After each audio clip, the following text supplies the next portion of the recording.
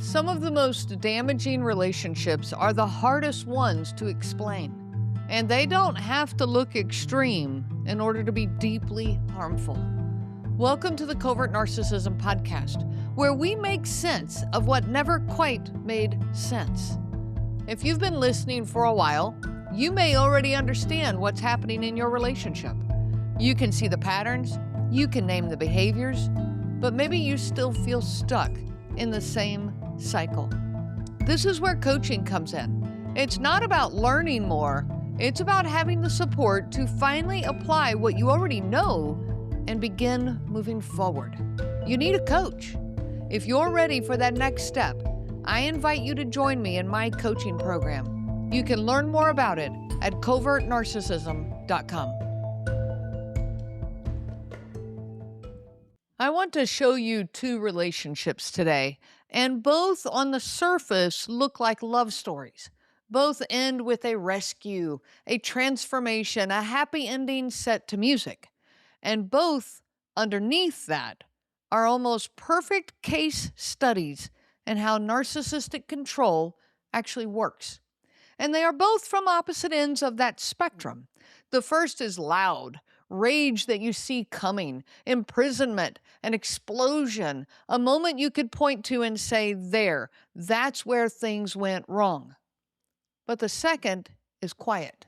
No yelling, no locked doors with force, nothing that would hold up in a courtroom as abuse. And yet, by the end, a young woman has spent her entire life living in a tower, believing that it was love. Now, these two stories are Beauty and the Beast and Tangled. And if you have never seen them, this is definitely a spoiler alert. However, they've been out since like 1991 and 2010. So if you haven't seen them yet, that's on you. Beauty and the Beast is what overt abuse looks like. Tangled is what covert abuse looks like. And many of us are dealing with a spectrum here, and so you might have elements of both, but I really want to lay out that difference. I think looking at them now back to back is going to make both patterns easier to recognize in the movies, but more importantly, in your own life. Now let's start with Beauty and the Beast. The terms of this relationship are set before Belle ever has a choice in the matter. Her father trespasses on the Beast property. He's seeking shelter from a storm, and the Beast response is not a warning, it's immediate imprisonment. He locks an old man in the tower for the crime of coming inside out of the cold. Now that right there should tell you a whole lot about his character. He just locked an old man in the tower for indefinite imprisonment because he was seeking shelter from the weather. So just make a little side note right there of what that tells you about his character. Now, when Belle arrives looking for her father, she is not offered a negotiation. She isn't, just given her father back because after all, it is her father. She's offered exactly one deal. Her father goes free if she takes his place forever. One imprisonment exchanged for another. Now, this is another really strong clue about the Beast character, and that's just another side note for right now. The relationship starts under duress, the relationship between Beauty and the Beast, with her freedom traded for her father's, with zero consent about the terms. They didn't start this relationship with a getting to know each other. It's not love at first sight even. It's not, she was swept off of her feet by her prince. No, it's a hostage exchange. It's a story that will spend the rest of its time reframing that hostage exchange as the beginning of love. Now, those clues about his character, they just kind of disappear as the story goes. All of this gets reframed as a love story, but his character, he locked an old man in his castle for seeking shelter from a storm. He then imprisoned a daughter in exchange for the life of her father, disregarding the sacrifice that she's making and the clear compassion for her father. This is about his character. Now, once she's in the castle, The beast does not ease her in with gentleness and hospitality. No, he roars at her. He intimidates her and scares her.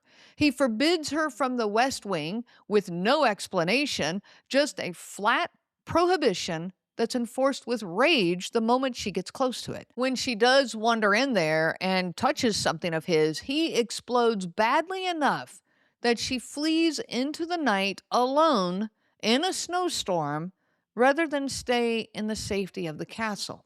Now sit with that for a moment. She was frightened enough of him to risk the wolves and, nature that's out there, a blizzard, rather than remaining in the same building even.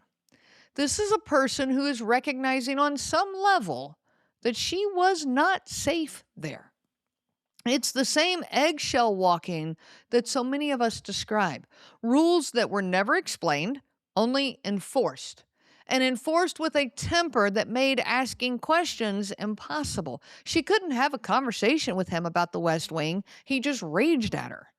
It's a constant underlying sense of danger.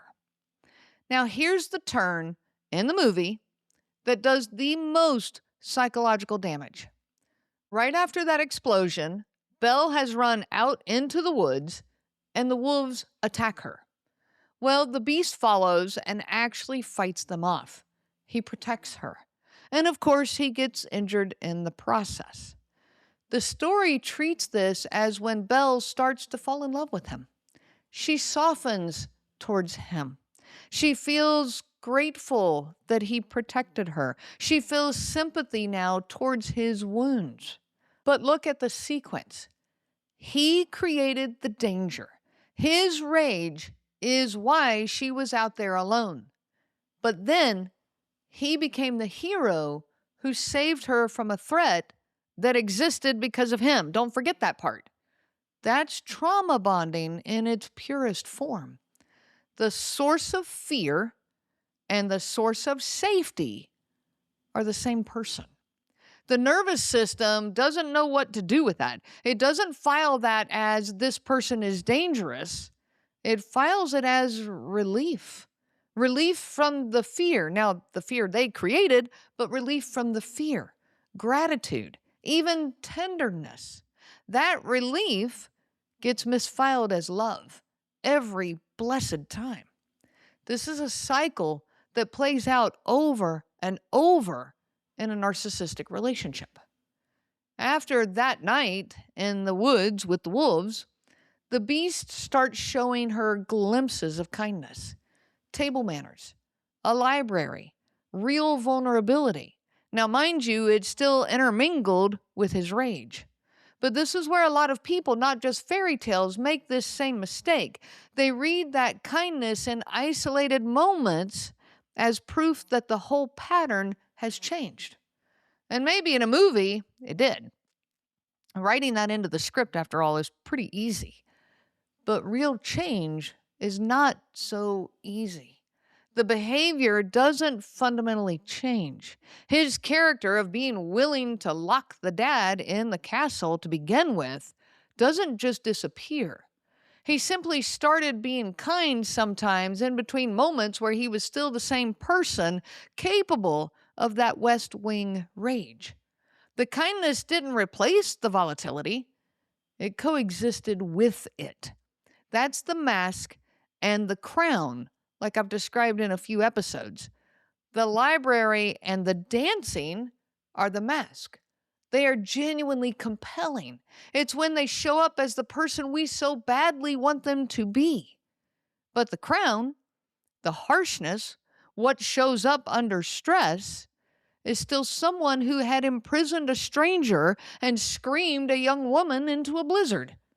Remember, I said hang on to those instances. They are deep clues about his character.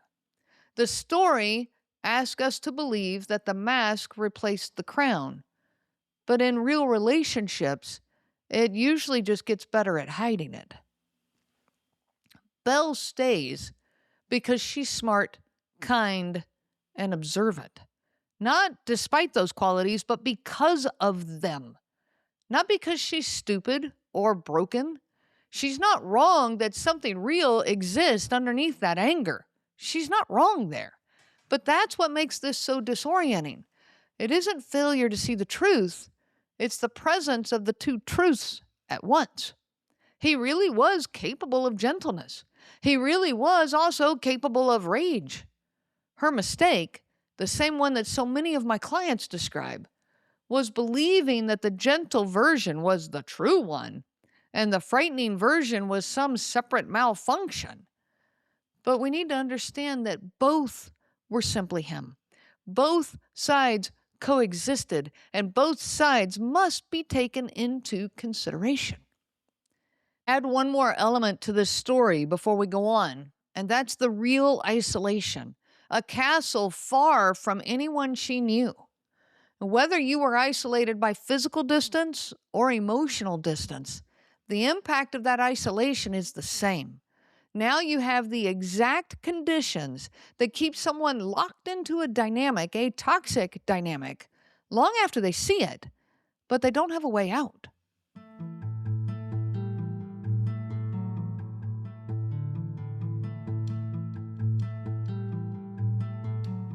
Now let's go to the other end of the spectrum. Let's shift to the movie Tangled, because Mother Gothel never screams or rages like the Beast does. She never locks a door with force. She never does a single thing in this movie that would hold up in a courtroom as abuse. But that's exactly why she's worth studying. While Beauty and the Beast is a perfect example of trauma bonding, Tangled is a perfect example of covert control. Rapunzel has been kept in an isolated tower, cut off from all other people for essentially her entire life. Described plainly, that's the setup for a crime documentary. But inside the story, it's framed by Gothel and for a long time by Rapunzel herself as an act of love. The outside world is too dangerous. Gothel insists this. The tower is the only place that she's truly safe. This seems to come from a place of true love and care. And maybe it actually does in some weird warped way, but that still does not make it okay. This is isolation dressed up as devotion. Rapunzel doesn't experience her confinement as a cage because it was never presented as one. It was presented as care, but it's still a cage. This is the defining move of covert control. It rarely announces itself as abuse or even as control to begin with. It presents itself as concern, devotion, protection. So many of my clients describe exactly this shape in adult relationships. A partner who discourages outside friendships, questions family members, casts the outside world as unsafe, and that they are the only safe person for them. And all of this is phrased as love. Well, Gothel doesn't control Rapunzel through force, she controls her through guilt and obligation. When Rapunzel works up the courage to ask about leaving the tower, Gothel doesn't forbid her with anger and rage. She questions Rapunzel's readiness, casts doubt on her ability to survive in the outside world, and frames the request itself as naive, all wrapped in this affectionate-sounding language. That combination is the signature of covert narcissism, undermining someone's confidence while never dropping the tone of love. Gothel doesn't need to say no like the Beast does. She just needs Rapunzel to arrive at no by herself, having been quietly convinced that she isn't ready and that the safest place for her is in that tower. If you've ever left a conversation feeling smaller, more doubtful of yourself, and yet couldn't point to a single unkind word that was said, well, that's this exact mechanism. It is control disguised as love. Now, here's what makes Gothel such a useful covert case study. She's often genuinely warm, playful, even affectionate. The instant Rapunzel wants something, though, that doesn't serve Gothel's interest, that warmth cools. Not into rage, into something much quieter. Disappointment, hurt, guilt, gentle reminders of everything she sacrificed. Gothel becomes the victim of Rapunzel. Now, there's no scene you could point to and say, that was the bad part, that was abuse. Just a pattern A pattern where affection is available as long as Rapunzel stays small and grateful, and quietly disappears the moment she doesn't. This doesn't have the drama of beast temper, which only makes it harder to name. But when you watch the show, you can certainly see it. And just like in life, once you see it, you can't unsee it. Gothel's relationship with Rapunzel is self-serving. Her care for Rapunzel is not about Rapunzel. It's about her. It's about what Rapunzel's hair can do for her. The relationship exists to serve a need of Gothel's, not for Rapunzel's well-being. That's the crown under the mask in Covert Narcissism. The mask is the sweetness, the playfulness, the appearance of care and affection. But the crown? The crown is the guilt manipulation, the victim mode, the coercive control over Rapunzel's feelings. Covert relationships are frequently organized underneath all of the affectionate language around what the other person provides for them. It is not centered on mutual care. So the moment that usefulness is threatened, the mask drops and the manipulative tactics surface. This isn't love scrambling to protect a relationship. It's self-interest scrambling to protect a resource. So why did Rapunzel stay? For the same reason that so many clients describe. It was the only relational template she had. There was no comparison point, no outside reference. The tower doesn't feel like confinement. It just feels like home. How many of us have thought, well, every marriage has their problems. Every relationship has struggles. We think this is normal because it's the only template we have. Now, for Rapunzel, even once she starts having doubts about it, she doesn't immediately distrust Gothel. She distrusts herself. How many people have I talked to that are going through exactly this? It's the real damage of covert control. It doesn't just limit what you're allowed to do, it rewires what you believe about yourself, about what you're allowed to want. And it makes wanting feel more like a character flaw in you, like you are the damaged one. Why? Because you want safety and trust? Now put these two stories next to each other. And the contrast is the whole point here. The beast controls through visible volatility. You can feel the danger in the room, and something in you knows to be afraid. I mean, look at him in the movie. Look at the character. Gothel controls through invisible erosion. You often can't feel that anything is wrong at all because nothing ever looks dramatic enough to name. But both are still control. Both still shrink a person down to fit someone else's needs. But covert control, in some ways, is much more disorienting to live inside.